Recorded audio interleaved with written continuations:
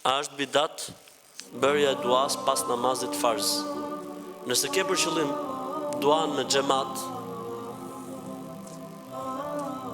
është bidat.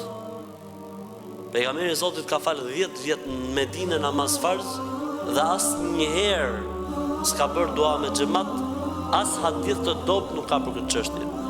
Jo të saktë që nuk ka, pas hadith të dobët, por një hadith i dobët ishte për këtë punë, si s'ka? S'ka. A nëse njeriu bën vet dua mbas farzit, pra në fund të farz para se me dhon selam, shumë mirë. Mbas selamit s'ka problem. Pa e bë tradit për herë.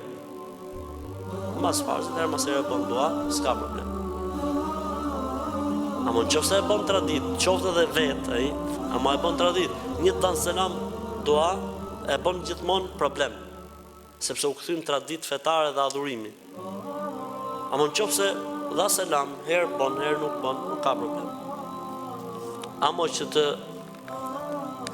që të bëhet dua në grup, siç bëhet në disa vende të botës islame, me të mbaruar namazi farz ose sunet, fillon muezin, bëhet dua me xhamat, kjo gjë nuk është prej sunetit.